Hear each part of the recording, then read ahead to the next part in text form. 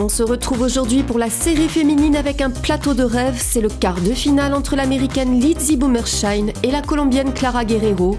Un match forcément très serré en perspective au vu des scores des qualifications. Je vous laisse avec Marc Chavet et Bruno Bidon qui sont au bord des pistes pour vous faire vivre ce match. Messieurs, c'est à vous. Mesdames et messieurs, le plaisir de vous retrouver une nouvelle fois au Bowling La Sphère à Fontaine-le-Comte. La suite des opérations concernant cette 13e édition de la Bowling Pro Motion Tour. Des matchs simples en individuel. On a évidemment ce quart de finale de la division femmes. Lindsay Bummershine, l'américaine, en train de s'équiper. Elle affronte Clara Guerrero, une place à aller chercher en demi-finale. Où attend la GOAT, Liz Johnson, l'américaine. Elle attend de pied ferme. Bruno Bidon, vous avez été le premier joueur français à aller du côté de la PBA, du côté des États-Unis d'Amérique. On a une américaine qui s'apprête à démarrer justement ce contest. Tout d'abord, bonjour à vous Bruno, le plaisir de vous retrouver. Et c'est vrai que là, on va vivre tout simplement intensément cette rencontre des quarts de finale. Merci Marc. Plaisir partagé. C'est parti effectivement avec Lindsay Bummershine qui nous laisse une quille. Donc petite info rapide, Lindsay Bummershine a terminé les qualifications à 214,28 et Clara Guerrero 216,17. Autant dire Marc, elles sont relativement proches les deux joueuses et donc ça va se jouer sur une partie comme ça sèche comme on dit, à l'expérience et à l'envie de gagner. Niveau mental. L'envie de gagner, et puis pour l'instant un début un petit peu à tatillon pour Lindsay Bummershine qui laisse une quille debout. Est-ce que c'est obligatoire de rentrer de plein pied et de trouver le strike dès l'ouverture, Bruno? Pas toujours, effectivement, Marc, mais c'est mieux d'attaquer en strike. Oui. Donc la petite info aussi qu'on peut donner aux téléspectateurs, dans ce format en step leader en match individuel, la première joueuse, donc la moins bien classée, donc c'était Lindsay, a ouvert le match. Donc elle a fait qu'une frame et Clara va jouer 2 frames. Donc c'est un petit avantage, surtout si Clara attaque d'entrée avec un strike et si elle le double, elle met tout de suite la pression sur Lindsay. Alors Clara Guerrero, quelques infos, colombienne, joueuse professionnelle, membre de l'équipe colombienne depuis plusieurs années, depuis plus de 10 ans. Elle a parcouru la planète en jouant au bowling. Clara qui démarre aussi en laissant une quille debout, la 10. Et oui Marc, vous savez tous maintenant, vous qui nous suivez de plus en plus nombreux sur ces émissions de bowling, la 10, le gendarme des droitiers. Petite expression de notre ami Bernard Morat, bien sûr, une légende du bowling. Bien sûr, champion de France 1966 en doublette, comme il aimait le rappeler. Et donc un spare normalement pour une joueuse de ce niveau très facile. Elle joue avec une boule dure, Marc, une boule de spare. C'est vrai qu'il y a deux particularités, des caractéristiques physiques différentes finalement en fonction de chaque boule. Et Clara qui a un geste assez intéressant au niveau du poignet lorsqu'elle lâche la boule, il y a une sorte de remontée. Tout à fait. Elle joue avec une attelle, Clara Guerrero. Alors pas toutes les joueuses jouent comme ça, mais c'est une joueuse qui est en plus relativement athlétique. Elle s'entretient beaucoup en gymnastique et donc elle a un bon équilibre sur la piste. Elle est très précise, très rigoureuse dans son approche technique aussi. Et c'est une joueuse très complète. En plus, elle a monté une fondation autour du bowling. Elle donne des cours. C'est une joueuse qui aide aussi à la promotion et au développement du bowling au travers le monde. Et elle nous a fait le plaisir de venir et c'est vraiment super. La promotion, mais c'est le nom également du tournoi, la Pro Motion Tour. Mais quelle transition, Bruno, vous êtes l'as des as de la formule. La formule juste et pas juste une formule. Attention, le strike pour Clara Guerrero. Alors, cela ne nous a pas échappé. Elle a changé de piste également. Oui. Donc ça, c'est une des particularités aussi, vous l'avez dit, 2 frames d'affilée, mais on change également de piste exact. De temps en temps, Bruno. Oui, parce qu'on a vu ensemble, Marc, les matchs en équipe sur les émissions précédentes. Et effectivement, le format en individuel, on bouge de piste en piste. Alors c'est un petit peu plus technique, justement, puisqu'il y a double évolution du wheelage, c'est pas que sur une piste, et c'est là que ça devient intéressant. Sur un combat individuel, bien sûr, on est sur du très haut niveau là. Et Lindsay, ce que vous disiez en intro, c'est une joueuse qui est proche de la victoire aux États-Unis mais qui n'a jamais gagné. Alors, est-ce qu'elle va profiter de ce petit déplacement en Europe pour battre ses compatriotes, enfin ses copines, on va dire professionnelles? On va voir. C'est vrai qu'elles sont rivales évidemment sur les pistes actuellement, mais en dehors, elles sont copines, elles se connaissent dans la vie, elles se côtoient régulièrement, tournoi après tournoi, année après année. Alors qu'elle a été championne dans les rangs universitaires également, parce qu'on a un circuit collegiate, comme on dit aux États-Unis, c'est ça, pour les universitaires. Très développé, en plus qui passe à la télé sur CBS Sport. Et c'est vrai que c'est un championnat qui fait sortir des pépites. De temps en temps, on a des grands champions, chez les garçons et chez les filles. Allez, c'est parti pour le spare ici, du côté de Lindsay Bummershine sur la piste 6. Ouais. Elle va basculer du côté de la piste 5 tout de suite. Tout de suite, Lindsay qui a un style très classique. Elle a une approche relativement, on appelle ça une approche d'école. C'est pas un jeu brutal, c'est un jeu très coulé. Alors que Clara a un jeu plus physique, elle met plus d'impulsion, elle est plus basse au centre de gravité et Lindsay est plus classique. Mais sur un huilage à 42 pieds comme on a aujourd'hui, j'ai envie de dire, la porte est ouverte pour Lindsay. C'est possible qu'elle puisse s'engouffrer dans la brèche, mais elle est un peu mal partie malheureusement avec 2 spares.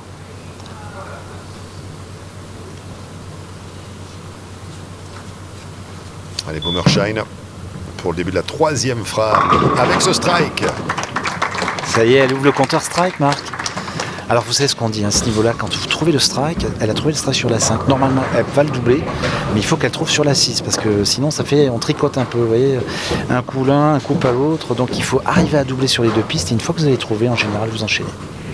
Bon, c'est Clara Guerrero justement qui a trouvé le strike sur la 2e frame. Elle va pouvoir bâtir sur cette entreprise. Il y a toujours cette phase intéressante avec le jeu de pied comme cela pour trouver la bonne position, pour être pile poil là où on doit être avant d'amorcer sa séquence au préalable avant la libération de la boule. Exact. Et la 10 encore. Et je l'ai vu pendant cette semaine de compétition, elle a laissé régulièrement la quille 10. Donc de toute façon, comme je vous disais, c'est une joueuse, ça l'espère à une quille comme ça, c'est vraiment une formalité. Mais à ce niveau-là, on doit enchaîner les strikes. Donc Clara, pour le moment, elle n'y arrive pas haut. Et comme Lindsay d'ailleurs, donc on va voir laquelle des deux va pouvoir attaquer le premier doublé du match. C'est vrai qu'on parle de joueuses qui arrivent évidemment d'un autre continent. On a les phénomènes de déplacement de voyage, le décalage horaire. Combien de temps avant la compétition est-ce que les joueuses arrivent sur le territoire ? Là, elles sont arrivées 48 heures avant, donc c'était un peu court quand même. Ça peut peut-être influer aussi sur un certain moment de la journée où l'horloge biologique n'est pas forcément tout à fait 100% adaptée. C'est vrai qu'à ce niveau, finalement, c'est très peu perceptible. Oui, parce qu'en fait, ce sont des joueuses où on ne voit pas trop leur émotion. Elles cachent bien leur côté émotionnel. Donc, elles sont très professionnelles. Elles ont l'habitude des caméras de télévision, de ce type de match. Et c'est difficile à détecter, on va dire. Mais Clara a la routine habituelle. Marc, je la connais bien. Elle est dans sa bulle, là, ça se voit. Imperturbable. Elle va allier un petit peu tous les instruments dont elle a besoin pour aller chercher cette 4e frame. Un seul strike sur les 3 premières frames pour elle. Exact. Et là, peut-être pas mal. C'est la partie pour le strike. Ouais, super strike, Clara. La colombienne. 2 strikes, 2 spares pour l'instant depuis le début. Lindsay, là, elle peut profiter, cette petite fenêtre de tir, Marc, pour doubler et tout de suite s'échapper, parce que comme on sait qu'elle sait faire le strike sur la 5, si elle le met là, elle pourrait tripler. Ouais, ça, c'est une belle opportunité. On pourrait dire qu'elle emprunte la bretelle d'accès vers l'autoroute du possible, qui est une formule. C'est ça. Mais après, il y a un petit côté psychologique, on va voir, parce qu'elle n'a jamais battu Clara Guerrero en finale télé. Alors, est-ce que ça peut jouer, ça ? On va voir. Peut jouer. Ouais, c'est vrai que quelquefois, on peut avoir un blocage mental comme cela par rapport à une joueuse ou plusieurs joueuses. Elle le met, le strike. Le premier doublé, finalement, de la partie. Beau doublé, je pense qu'elle va le tripler. Mais elle est relativement relaxe, on a vu. Il y a une vraie décontraction qu'elle amène comme ça à la piste. Ouais, ça se voit, quand elle revient, elle n'est pas du tout stressée. À l'image un peu de Clara qui m'a l'air un peu plus fermée, on va voir. On va voir ce qui va se passer. On rappelle, Marc, c'est Liz Johnson qui attend une de ces 2 joueuses. Alors Liz Johnson, c'est incroyable, c'est le palmarès. Ouais, c'est ça. C'est ça.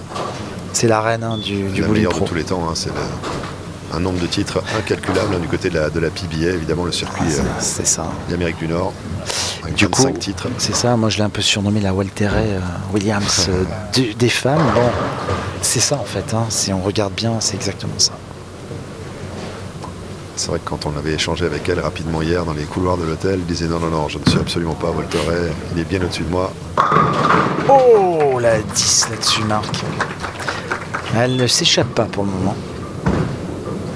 Ouais, c'est dommage d'avoir une opportunité comme cela, d'enfoncer le clou et prendre l'ascendant à mi-match tout simplement. Mais ça, c'est vrai que c'est dommage. Qu'est-ce qui bloque ? Est-ce que c'est... Je vous dis, ça peut être l'aspect mental, parce qu'en fait, ça paraît bête, mais En fait, c'est un sport de concentration et surtout d'analyse et de relâchement. Et quand vous pensez, parce que si vous gambergez un peu, si elle pense qu'elle joue contre Clara, peut-être elle se dit oh, j'ai jamais battu tout ça. Et ça suffit pour dérégler la machine. Normalement le spare. Le spare sans problème. Voilà. À ce niveau-là, de toute façon, on ne peut pas rater ou quasiment pas. Ouais, quasiment pas. Alors on peut peut-être préciser le format également. Pourquoi est-ce qu'on retrouve ces joueuses en quart de finale? Pourquoi est-ce que Liz Johnson est déjà en demi? Et pourquoi est-ce que Danielle McEwan est déjà la top seed? Tout à fait. C'est-à-dire la tête de série numéro 1 et elle est déjà en finale. Elle attend de connaître l'identité de son adversaire. Parce qu'au départ, on a un nombre de joueurs, Bruno, et qui vont passer par une phase de qualif. Et à l'issue des qualifs, on a un classement qui est établi. Et finalement, on garde les 4 meilleurs. Et on positionne celle qui est au sommet du classement des qualifs en finale directement. La deuxième meilleure est en demi-finale. Et la 3 et 4, on retrouve ici Lindsay et Clara, sont donc en quart de finale. C'est finalement le format Step Ladder. Step Ladder, c'est exactement ça. Et il faut comprendre aussi qu'il y a quelquefois des surprises, mais en règle générale, quand vous êtes top seed, vous avez quand même très peu de chances de perdre. Ça arrive bien sûr, mais vous êtes en position favorable. Et quand vous êtes quatrième, il faut remonter tous les matchs. Et c'est bien évidemment plus difficile, moins confortable. Après, il y a peut-être un truc qu'on pourrait préciser, Marc, c'est que quand vous êtes capable de remonter, vous connaissez mieux les pistes, parce que le huilage, c'est vous qui allez réaliser la transition, et donc vous avez un avantage. Mais encore faut-il qu'une de ces deux joueuses passe Lynn Johnson et aille jusqu'en finale. Le spare derrière pour Clara Guerrero sans problème. Ouais, pas de souci. Et un match, regardez le score, 90 à 97. Très très serré. Clara qui bascule piste numéro 5. La 6e frame désormais. Les meilleures performances pour l'instant, la meilleure performance, celle de Lindsay Boomershine avec ce doublé, frame 3 et 4. Oui, c'est vrai. C'est pour ça qu'elle a d'ailleurs l'avantage, on le voit. Ces petits 7 quilles, un petit coussin de sécurité. Mais je remarque qu'il joue quand même les spares, Clara à 28-68 km/h, ça va vite quand même. Alors va-t-elle striker, Clara? Elle a besoin d'un strike maintenant. Oui, c'est fait. Super boule. Magnifique. Il semblerait qu'elle soit un petit peu plus à l'aise sur la piste numéro 5. Bruno, est-ce qu'on peut avoir comme ça des pistes sur lesquelles on se sent mieux et oui. Est-ce qu'on peut expliquer pourquoi? Oui, exact. En fait, il y a l'évolution et la transition de l'huile, ce qu'on appelle. Et il est vrai que de toute façon, des pistes de bowling, c'est des matières synthétiques. Maintenant, il y a quelquefois des écarts, si vous voulez, entre la matière, la façon comme la piste est posée sur la piste, malgré qu'il y ait une tolérance quand même très limite au niveau de la planimétrie. Mais il arrive qu'il y ait des petits décalages. Et donc, effectivement, pour répondre à votre question, malgré à très haut niveau comme même à bas niveau, on se rend compte quelquefois des petits écarts. Et c'est donc le joueur le plus versatile finalement qui arrive à s'adapter aux deux pistes. Le plus polyvalent, effectivement. Ouais. Boomershine, elle avait besoin de ce strike pour rester effectivement en lice dans le sillage de Guerrero. Et elle l'obtient. C'est vrai que c'est à ça qu'on peut repérer aussi les caractéristiques d'une grande championne, d'un grand champion. Trouver le strike quand on a besoin d'un strike et être capable d'aller le générer. Tout à fait ça, Marc. Et c'est là qu'on voit surtout aussi l'aspect mental, parce que ce sont des joueurs et des joueuses, peu importe le niveau, mais à haut niveau, vous savez très bien que quand il faut faire strike, ils le font. C'est très très rare qu'ils le ratent. Et c'est vraiment l'aspect mental qui fait la différence. C'est pas la technique, c'est la tête. Il y a aussi, on peut le dire, une part de sophrologie, de mise en perspective des choses. C'est-à-dire que là, si vous voulez, sur l'approche, que je peux vous dire, elle visualise ce qu'elle va faire. C'est-à-dire que là, elle a pris son petit chiffon, elle enlève lui, mais tout ce qu'elle fait, toute sa gestuelle, c'est la concentration, c'est la préparation. C'est ça. Sacralisé presque. C'est ça. Et donc, si elle ne le fait pas, elle ne va pas être dans une concentration optimale. Et ce qu'on peut dire aux téléspectateurs, c'est que c'est vrai, quand on regarde le bowling comme ça, on s'en rend pas compte. Mais ces joueuses ont besoin de cette routine, et ça les met dans leur jeu. Ah oui, superbe. Doublé, Marc. Doublé, en effet, pour la deuxième fois du match pour Lindsay Boomershine. Ouais. Elle est bien là. Elle tient d'ailleurs la dragée haute à Clara Guerrero. Donc, elle est mieux partie. Clara doit réagir. Alors, la bonne nouvelle pour la Colombienne, c'est qu'elle a un strike sur la frame 6. Elle pourrait tripler. Ouais, c'est ça. Mais Lindsay aussi. Lindsay aussi, effectivement, puisqu'elle en a 2 en l'air. Alors attention. Attention, moment important du match. Ouais, ça va commencer à serrer le jeu là. C'est la fin du match bientôt. Et là, je peux vous dire, je ne sais pas du tout laquelle des deux va s'imposer.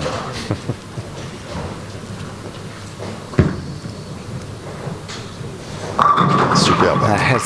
Ça accroche, Clara. elle s'accroche et elle obtient la récompense de ce juste effort pour... Ouais. Elle a joué, je ne sais pas si vous avez vu, moi j'ai l'œil quand même bien aiguisé, on va dire. Elle a changé un peu sa trajectoire, elle a joué avec un peu moins de vitesse, là à 26 à l'heure, elle jouait à 27 à l'heure, et le 1 km/h a fait que l'angle de la boule dans la poche est différent. Et ça paraît bête quand on le dit comme ça, mais ça compte. Hein. Et elle a pu le doubler, et donc l'opportunité de tripler. Et on a toujours cette quille d'avance. Et pour celles et ceux qui n'ont pas forcément la notion de ce que c'est qu'une poche, évidemment, entre la quille 1 et 3 et la quille 1 et 2, c'est ce qu'on appelle les poches pour droitier, entre la 1 et 3, c'est-à-dire à droite du triangle de quilles. La quille 1 et 2, c'est du côté pour les gauchers, donc on va forcément aborder l'entrée, si je puis dire, pour casser les quilles, par soit l'un de ces deux axes, soit une 3, soit une 2. Tout à fait, Marc. Et une boule de bowling ne touche que 4 quilles quand vous faites un strike parfait dans les deux sens, dans les deux combinaisons. Ouais, ça touche que 4 quilles. On a l'impression que ça en touche beaucoup plus. Ouais. Avec Clara, faut tripler. C'est dommage. Elle a failli tomber, la 10 Marc. À la lisière de se coucher, mais elle reste debout.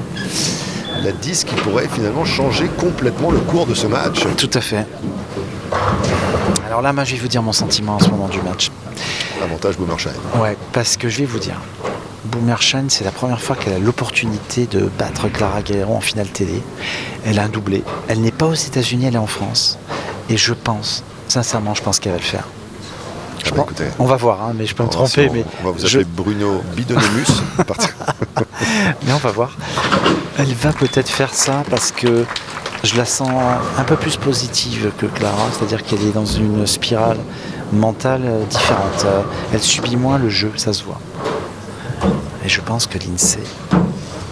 J'aimerais bien vous prendre le contre-pied juste pour dire qu'il y a quelqu'un qui vous résiste, mais je crois que, évidemment, on va voir. Vous avez été plutôt bon au pronostic sur le tournoi par équipe, donc je me garderai bien de... Ah, mais au contraire, Marc, c'est intéressant. Prenez l'opposé. Vous voulez, je sais. Vous voulez que je dise, mais absolument pas. Guerrero va tout gagner sur la frappe 9 et 10. En même temps, on a eu beaucoup de surprises sur les matchs par équipe.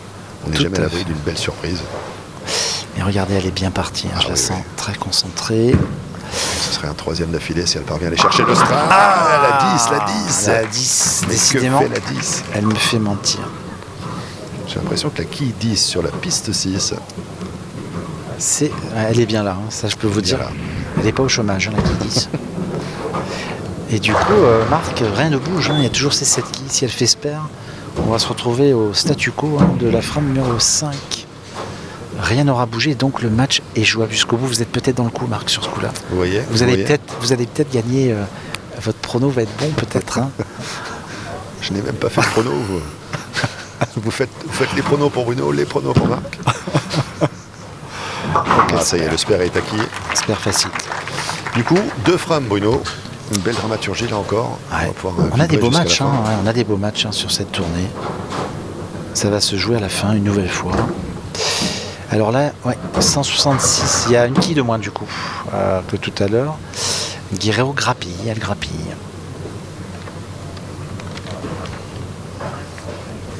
Alors l'INSEE, là, il ne faut pas qu'elle se trompe de direction, comme on dit, parce que la frame 9, vous savez, Marc, c'est la Foundation Frame. Vous vous souvenez? C'est vrai, exactement. La Foundation Frame, très important. C'est ce qui permet peut-être de tripler à la 10 et de prendre 60 points au total, entre la 9 et la 10. Et 60 points, c'est énorme. Hein, donc, mais il faut faire ce strike à la 9. Strike à la 9, obligatoire.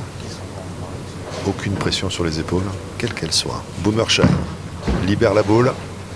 Et voilà, forcément, dès qu'on monte un petit peu la barre de l'enjeu... C'est très étrange. Ouais, hein. C'est ça. Et pourtant, là, alors... Moi j'y croyais pourtant, et là du coup... Le split qui fait mal quand même. Ah là ça fait très très très très mal. Surtout la mauvaise frame, la 9 comme ça. Je pense que du coup, la Guerrero mentalement, Marc, va peut-être prendre le dessus, sauf si elle le ferme, sauf si elle arrive à réaliser ce spare. Alors ce qu'on ne voit pas à l'image, c'est évidemment ce que fait Clara Guerrero pendant que son adversaire joue, et elle a tout un rituel également avec son accessoire de poignet. Elle a également plusieurs tissus qu'elle tient dans les mains. Tout un process pour s'occuper pendant ces phases-là. Ouais. Oui, c'est vrai, hein, ça fait partie du jeu, du bowling. Et malheureusement, l'INSEE, avec cet Open, ouvre vraiment la porte à Clara, qui, à mon avis, n'en demandait pas tant. La Foundation Frame, qui n'a pas été très fondatrice pour Lindsey Bummershine, malheureusement. Est-ce que Clara Guerrero peut saisir l'opportunité maintenant? Ce moment M qui peut tout définir dans ce match.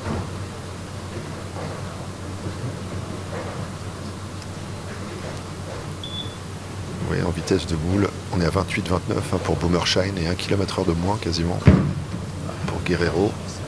Ah, superbe! Ouais, le met ce strike, Marc. Et quelle strike. boule encore! Ouais, elle se détache, ça y est. Ouais, comme quoi.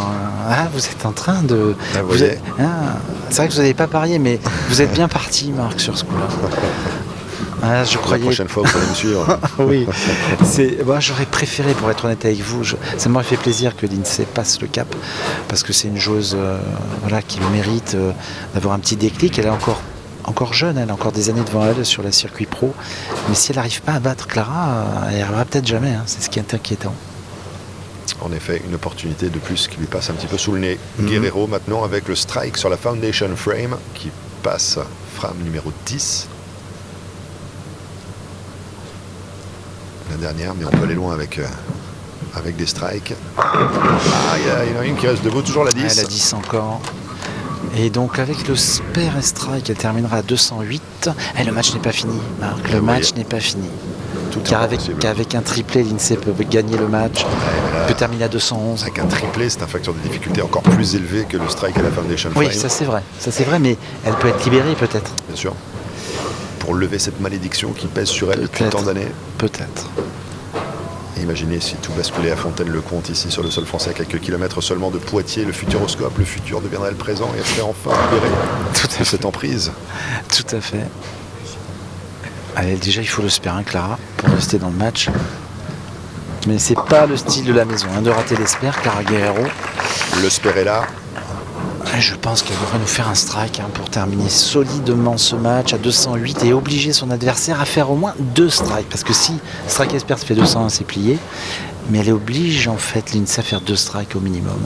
Ce qui est un contrat un petit peu plus difficile. Ouais, c'est tout ce côté un petit peu progressif de Clara Guerrero. Elle avait laissé finalement des opportunités à son adversaire plus tôt dans le match. On s'est rendu coup pour coup à la frame 6 et 7. Les deux joueuses ont tapé des strikes. Il y a eu 2 strikes avant, 3 et 4 pour Lindsey. Mais au final, c'est Guerrero qui est bien parti pour tirer son épingle du jeu. Et là, encore la 10. Mais elle est toujours en train de... Elle vacille. Et donc Clara termine à 208. Marc 208. Donc le contrat de Lindsey est très simple, c'est 2 strikes et 4. 2 strikes à 4, écoutez. Et non, plus que ça, excusez-moi, j'ai dit une bêtise. 2 strikes fait 201. Ah non, attendez, 2 strikes et 9. 2 strikes et 9 pour la victoire. C'est le contrat de Lindsey. Écoutez, ça va être assez simple.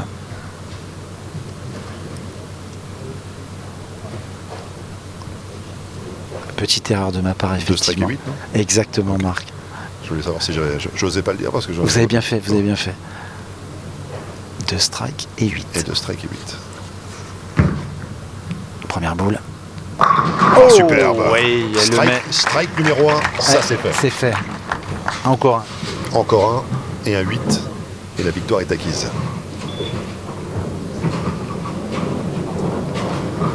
Alors là, on peut imaginer mentalement ce qui se passe dans la tête de Lindsey Bummershine. Ça doit être...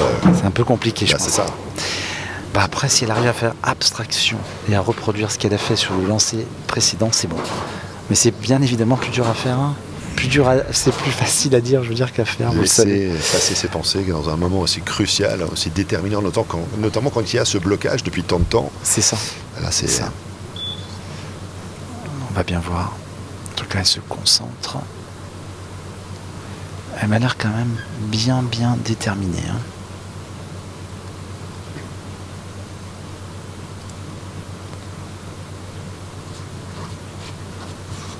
C'est parti, Marc. Ah oui.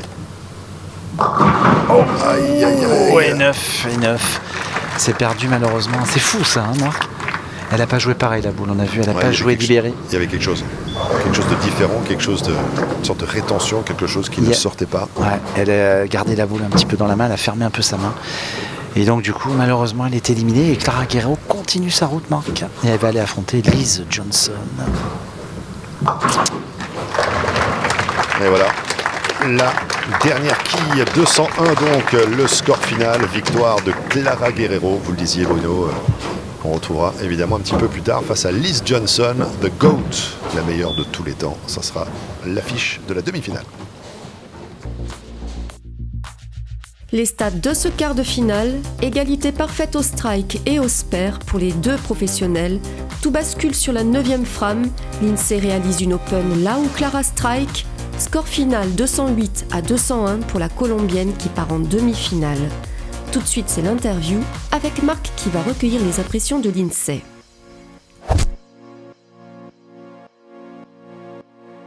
Voilà, avec Lindsay Bummershine donc au terme de cette rencontre âprement disputée face à Clara Guerrero, la victoire pour la Colombienne. Lindsay, when we get a reaction here, obviously the foundation frame looking strong up until then.